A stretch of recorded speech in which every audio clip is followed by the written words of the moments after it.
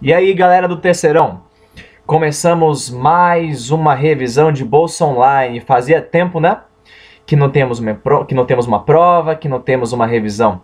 Mas cá estamos mais uma vez para que possamos estudar um pouquinho mais os assuntos para a prova da próxima semana. Não se esqueça os assuntos, né? A crise do populismo no Brasil, que pegamos aí 3 presidentes. O JK, o Jânio Quadros e também o João Goulart, mais conhecido como Jango. E também depois o período subsequente de 21 anos de ditadura militar no Brasil. Vamos lá rapidamente dar uma revisada? Vamos por partes então. Primeiro presidente, JK. Aqui está, JK. Você se lembra que a primeira coisa que você tem que sempre estar na mente quando falamos de JK é sobre o desenvolvimentismo. Não se esqueça, cara, isso aqui é vestibular, prova, tudo. JK, associe logo ao desenvolvimentismo.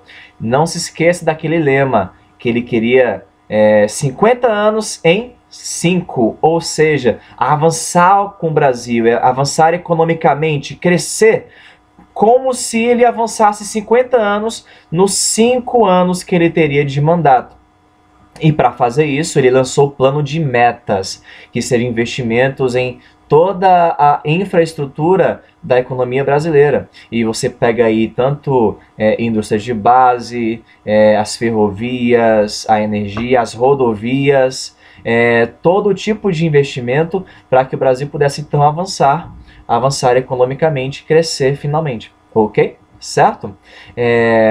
Não se esqueça também que os recursos para esses investimentos, para essas medidas, vieram da onde? Sim, do capital externo. A grande maioria vieram dos empréstimos feitos ao capital estrangeiro, principalmente aquela nação, os Estados Unidos da América, ok? Não se esqueça também que foi JK quem criou Brasília, lembra? Naquele intuito, pelo menos na teoria, de conseguir do centro do Brasil irradiar a civilização, ou então irradiar o crescimento econômico e o desenvolvimento por todo o Brasil, e não só mais na faixa litorânea, ok? Então, Brasília foi construída no centro do país, para que pudesse, então, desenvolver todo o mesmo, certo? Próximo presidente, quem é? O nosso querido e estimado, aqui está, Jânio Quadros. Você vai se lembrar logo da vassourinha. E na prova pode ter a seguinte questão. Qual é o significado, qual era a mensagem que Jânio Quadros queria passar com essa imagem da vassourinha? Lembra? Moralizar a política brasileira. Moralização, palavrinha-chave. Ele queria varrer a política corrupta do Brasil, queria varrer com corrupção, certo? Esse era o intuito dele. Mas vimos que na prática, ele ao invés de moralizar a política propriamente, quis moralizar na verdade toda a sociedade, ao proibir algumas drogas, alguns jogos de azar, inclusive também os biquínis. Essa era algumas das medidas que ele tomou em seu curto mandato. Você lembra que ele renunciou? Algumas más línguas falam que era um golpe que ele estava arquitetando para conseguir mais poder. Lembra? Porque o vice dele, João Goulart, era tido como, para os capitalistas, como alguém muito próximo aos comunistas, que ele não entregaria o poder, não deixariam que Jânio Quadros entregasse o poder para que então o João Goulart não assumisse. Lembra disso? Você lembra que, na verdade, ele fez essa carta de renúncia e o Congresso aceitou. Pode vazar, Jânio Quadros, não queremos mais você aqui. Tá?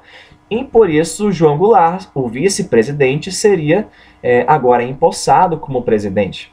Mas você lembra que houve uma tremenda crise para que João Goulart conseguisse assumir o poder como presidente do Brasil. Por quê? Como já falamos, ele era acusado por muitos de ser ligado aos sindicatos, ao comunismo. Engraçado que na mesma época em que Jânio Quadros renunciou à presidência, adivinha onde ele estava, João Goulart? Estava na China comunista. iria retornar ao Brasil para tomar posse do governo. Claro que no Brasil, alguns militares, representantes das elites, os liberais não queriam permitir que ele assumisse por medo de que se implantasse algum tipo de comunismo ou uma república sindicalista dominada pelos trabalhadores aqui no Brasil. Okay? Então houve uma tensão, uma crise tremenda. E do outro lado, havia sim políticos que queriam que ele tomasse posse e que fizeram até aquela campanha pela legalidade. O Leonel Brizola, que era do mesmo partido do João Goulart, que arquitetou essa campanha. No final, você lembra como resolveram a parada, né? O João Goulart poderia assumir a presidência desde que se mudasse o sistema político brasileiro, de presidencialista para o parlamentarista. Ou seja, o Brasil teria um presidente, mas ele não poderia ter poder de governo. Quem governaria seria o parlamento. Eles queriam transformar o João Goulart em uma rainha da Inglaterra. Mas em contrapartida, teria que haver um plebiscito, dentro de alguns anos, um plebiscito para que o povo escolhesse se queriam que o Brasil continuasse parlamentarista ou se voltasse ao presidencialismo. Qual foi a solução? Qual foi o resultado? O povo quis dar mais poderes ao João Goulart, quis que voltasse o presidencialismo. E aí ele fez o que sempre quis fazer. Começou a fazer reformas, e essas reformas tinham o intuito de democratizar direitos no Brasil, acesso de terra, acesso à renda aos mais necessitados, reformas de base como a reforma eleitoral, reforma na educação, a reforma tributária em que os ricos pagariam mais do que os mais pobres e principalmente a reforma agrária, distribuição de terras que eram infrutíferas. Várias terras foram entre aspas, pegas pelo governo para que ou desapropriadas, melhor dizendo, pelo governo, para que pudesse então dar aos assentamentos de pessoas sem terra, para o furor das camadas altas brasileiras. O que aconteceu então? Um movimento muito grande entre camadas altas, militares, liberais, inclusive até os norte-americanos. Não se esqueça que como pano de fundo está a Guerra Fria ainda. E começaram então esse pessoal todo a arquitetar um golpe de Estado contra João Goulart. João Goulart também fez aquela lei que talvez tenha sido a gota d'água para os liberais, militares e capitalistas, que foi a lei que limitava a remessa de lucros ao exterior. Empresas do exterior, aqui no Brasil, teriam um limite para que se enviasse lucros para fora do país, para que então pudessem chegar aqui e deixasse uma parte para desenvolvimento nacional. Mais uma vez, para o furor das camadas altas. Resultado, marchas contra João Goulart, contra um possível comunismo, só que você sabe que não era o comunismo ali que estava sendo posto em xeque. Ele queria democratizar o acesso a mais direitos à população, enquanto os militares acusavam o Jango de ser comunista. Resultado, um golpe militar. Em 1964 aconteceu o golpe militar. Ok? Beleza? Sobre, então, esse período de 21 anos da ditadura, não se esqueça, foram 5 presidentes, Castelo Branco, Costa e Silva, Médici, os 3 primeiros mais representantes de uma linha dura, que aos poucos foi retirando direitos dos civis para que fechasse o governo para os militares, ok? E os últimos 2, o Geisel e o Figueiredo, começou aí uma abertura maior do regime, uma linha mais branda, ok? Beleza? Lembra que nesse período, os militares, ao assumir o poder, começaram a lançar decretos, leis, para que pudesse fazer isso mesmo, para que pudesse fechar o regime. E essas leis eram denominadas de atos institucionais, os AI. Foram vários, mas os principais são os primeiros. Por exemplo, um dos AIs acabou com as eleições diretas, toda eleição seria indireta, tanto para governadores quanto para presidentes, e nem mesmo os prefeitos eram escolhidos pelo povo.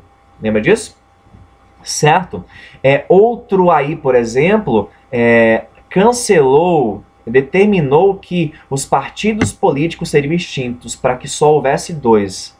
É o sistema bipartidário, Arena e MDB. Só que o mais cruel, o auge da repressão dos AIs, desse regime militar foi o AI-5.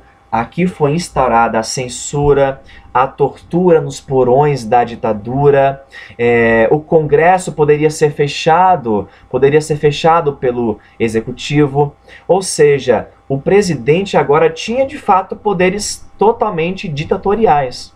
Acabaram-se de fato a liberdade de expressão em todas as suas instâncias. Tá? O AI-5 então representou o auge da repressão do governo militar, de 21 anos em que ele esteve em vigor, ok? Só que ao mesmo tempo, nesse período, aconteceu o que chamamos de um milagre econômico brasileiro. O Brasil cresceu pra caramba economicamente e até controlou a inflação, ou seja, os altos preços. Só que tem um problema. Primeiro, de novo, esses investimentos todos, mais uma vez, feitos junto ao capital internacional, principalmente os Estados Unidos. E segunda coisa, que esse crescimento econômico não beneficiou toda a sociedade brasileira, beneficiou apenas as altas classes. Houve, na verdade, uma concentração de renda junto às altas classes. Não houve uma divisão dessa riqueza acumulada, não houve, ok? Tudo isso vai desembocar numa crise tremenda no final do regime militar. Depois veio o Geisel, então, com uma proposta da seguinte forma: temos agora que dar uma reabertura política, temos que devolver o poder aos civis, mas de forma lenta, segura e gradual, aos pouquinhos. Antes disso, não se esqueça que o regime militar usou bastante as vitórias no esporte como propaganda para o regime político. A seleção brasileira vencendo a Copa de 70, vitórias no boxe, na Fórmula 1 e tudo mais. Ok? Para finalizar, houve então um grande processo para se dar então direitos aos civis. A anistia foi concedida para as pessoas que eram exiladas ou que eram prisioneiras políticas, e ao final, junto ao governo de Figueiredo, os partidos puderam mais uma vez estar liberados. E também houve aquele movimento chamado Diretas Já, um movimento amplamente popular, diversas camadas populares participaram para que exigissem que o parlamento estabelecesse as eleições diretas mais uma vez, depois de tanto tempo que não se escolhia diretamente o presidente. Essa campanha não teve um sucesso junto ao parlamento, porque o Congresso Nacional não votou pela aprovação desse projeto de lei, mas mesmo assim resolveram então fazer uma eleição indireta para que um civil finalmente pudesse assumir o governo. Ou seja, acabaram-se então um período de 21 anos de repressão, censura, de ditadura, tá? Feita pelos militares no governo brasileiro. Tancredo Neves foi o primeiro presidente civil escolhido após esse período, mas você sabe que ele morre antes da posse e o Sarney assume no seu lugar. Ok? Pessoal, estuda os módulos, pega depois os slides, dá uma estudada legal e tirem 10 na prova. Abraço, terceirão!